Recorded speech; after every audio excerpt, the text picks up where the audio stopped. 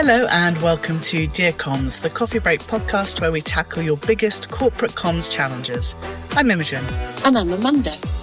We're here to give you practical, no-nonsense advice so you can focus on the things that will really drive influence, engagement and impact. This episode, we're going to be tackling a question from Jasper. Jasper sent us a message via LinkedIn which said, I've been offered a new job which I'm quite excited about, but the company could be seen as quite controversial. I'm not sure what to do. First of all, thank you for getting in touch, Jasper. Both Amanda and I have done our time working for or in companies which tick that polemic box. There's a fair few of them out there, whether it's pharma, fast fashion, cement, alcohol, tobacco, gaming, pesticides, you name it. They all stir up opinions, good and bad. I think when you're weighing up a move like this, Jasper, it's never just about the company reputation. You've got to think about values, opportunity, and what you're signing up to represent. Yeah, it's not a black and white decision, is it? No. Amanda, you and I have both made the decision to work with companies with difficult or controversial reputations. What do you think makes someone say yes to working for a company like that? Well, the company reputation, I think, is only part of the decision. I think other things come into play, like the pay, the opportunity it gives you, the scale of the business and its challenge, personal values. I think some people actively seek out these industries to help them change from the inside. They really believe their work can make a difference. And sometimes it's about what you see on the inside that the outside world doesn't know. At the start of my career, I joined McDonald's restaurants on their graduate training scheme. It was a great scheme. It probably still is. And I was only going to be there a couple of years. But, with hindsight, it was one of the best decisions I ever made. After 7 years, I moved into communications and never looked back. It's one of those companies people have very black and white opinions about, but I was always very happy to speak on its behalf. I knew the business inside and out. So I knew the quality of the supply chain, the ESG initiatives, training and development culture. I'm not saying McDonald's was perfect, it's not, but it was genuinely trying to be a good corporate citizen on many levels. So, I felt very comfortable being company spokesman at that time. But, Imogen, you've also weighed up this decision in the past. Yeah, I was 8 years in the tobacco world. And that, I think, is possibly even more difficult a decision than fast food, because at its base, tobacco kills people, kills all of its customers. When I made the decision to move there, I think it was the appeal of the complexity of the issue I'd be communicating about that actually made that decision for me. It was along the lines of, if I can do tobacco and I can speak about tobacco, then I can pretty much do anything. And at that stage of my life, the culture also appealed to me. I would be working with smart people. I knew it would be a steep learning curve. I knew I'd be thrown into the deep end. And I'd also get to travel and see the world a little bit. I think my first day, when I first moved to Switzerland, I'd been working for the company for maybe a year and a half, 2 years. In the London office. They moved me to Switzerland. I think my first day, I was told I was giving a training the following week to 20 of the senior leadership, and I had to learn the training and learn how to deliver it in a week. So that's the deep end. That was the deep end. Yeah. But, sometimes the most sort of exciting opportunities sit within the most difficult environments. And it really taught me how much I loved to train, how much I loved to coach people, and that I could do it. But I do think you need to go into these things with your eyes open. There must have been a lot of crossing your mind at the time. What were the questions you asked yourself? One of the first things you have to think about is, can you defend your decision to your friends, to your family, to people that you're meeting for the first time, but without sounding like you're reading a press release? So do your company research, find out what employers are saying, go to sites like Glassdoor, etc. Listen to what detractors are saying, and there will be a number. What does the company say about themselves, about their future? And then think about your role. And the benefits of working for a more difficult company is about your skills and what skills you'll learn. So will it stretch you? And ultimately, does the work go against your fundamental, your core values? Yeah, I think you also need to think about your own personal style. You know, you're more of an advocate, you're a fixer, a challenger. Do you thrive in structure, or are you at your best when it's completely chaotic? Because I think some of these companies are constantly in firefighting mode. Mm-hmm. And while that's great and it can be exhilarating and fast-paced, I think it can also be exhausting if it's not your natural gear. I think it's important to be honest about what energizes you and what drains you. And the other thing I think is important is the setup, the comm setup itself. Do you have a seat at the table? Will you genuinely be influencing decisions, or are you just being handed things to polish and push out? I think that makes a real big difference, because you're either building credibility or you're putting a gloss on tough messages. Now, you're either going to thrive or burn out. And I think you need to know which.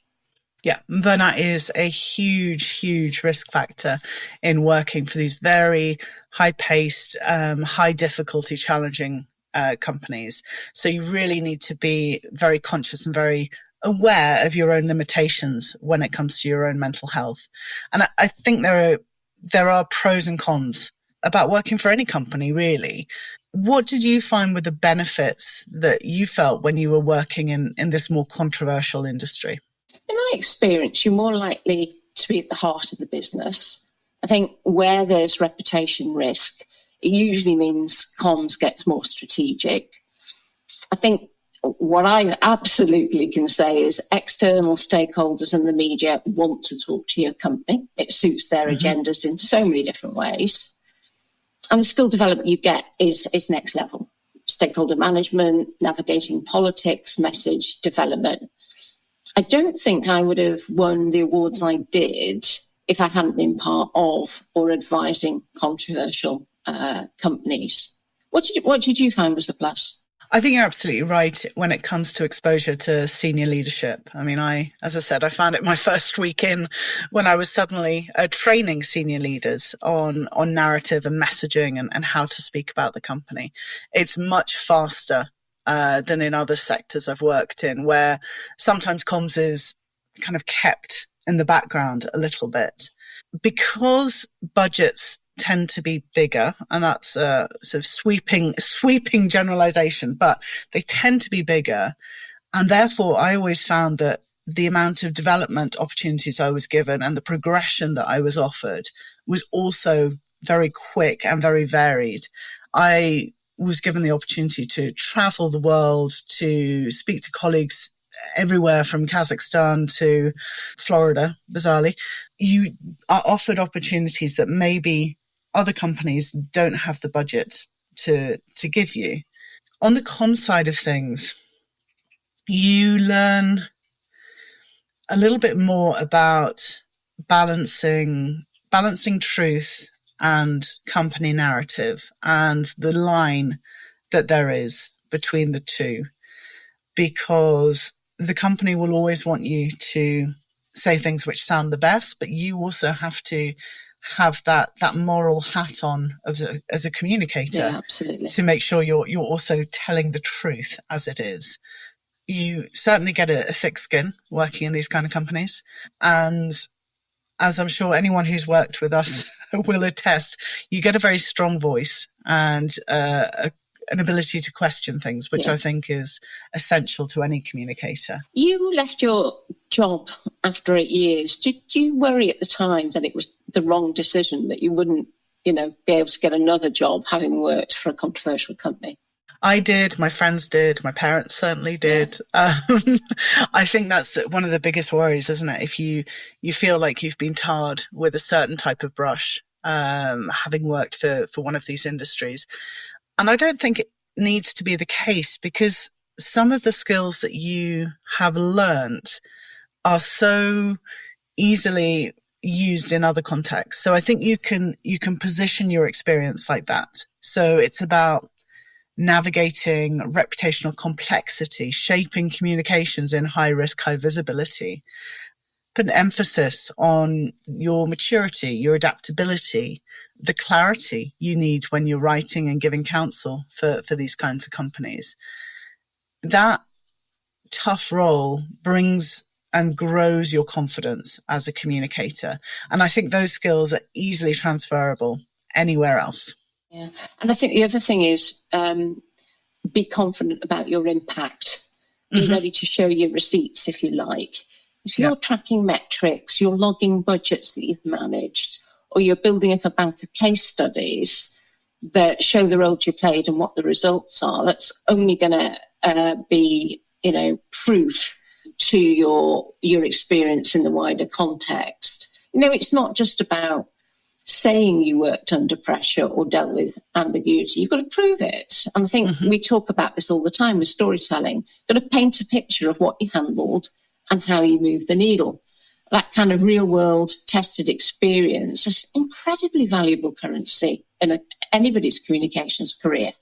Absolutely. And the wonderful thing about working in these companies with their big budgets is that hopefully you as a communicator get those big budgets. So it really can come across, it's quite impressive to see the kind of budgets and the number of people that you handle within this role. And that's great experience for whatever the next step is.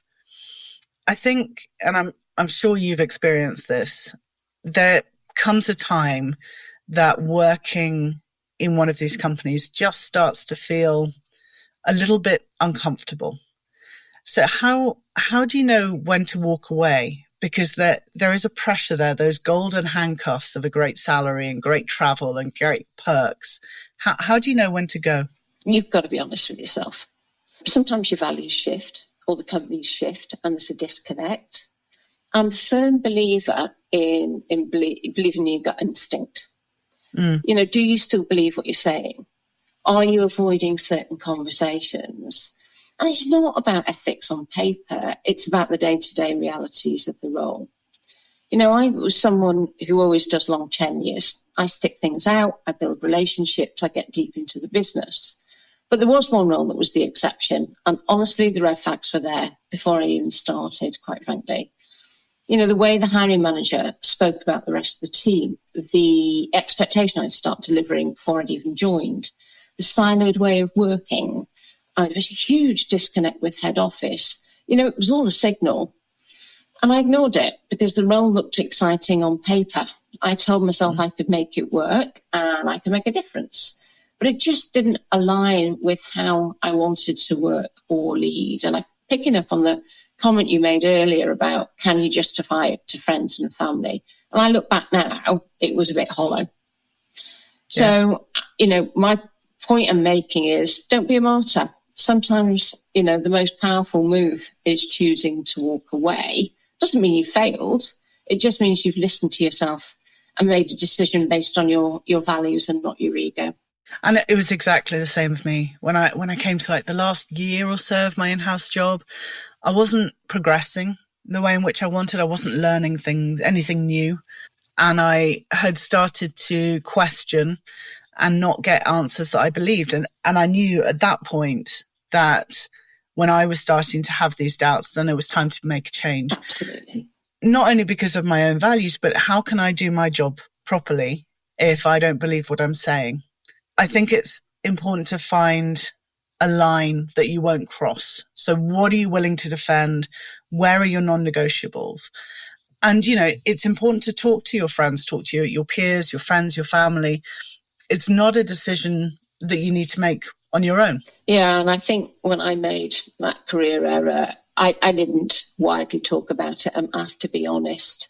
I think if you're thinking of making the leap or you're already deep in the trenches, working in a complex industry can make you sharper, more resilient communicator. But I think it only really works if you stay grounded in your values and you're clear about what you're willing to stand behind. Reputations, they're complicated, but, with it comes opportunity. So what matters most is going with your eyes wide open and with a voice that you're confident of using. There is no one right choice. You just need to make sure that it's the right choice for you right now. And that is it. That flew by, Amanda, that episode of Dear Comms. But if you have a question you'd like us to tackle, do get in touch. In the meantime, please share and like this episode. It does remind us that there might be someone out there listening to us. But until next time, goodbye. See you.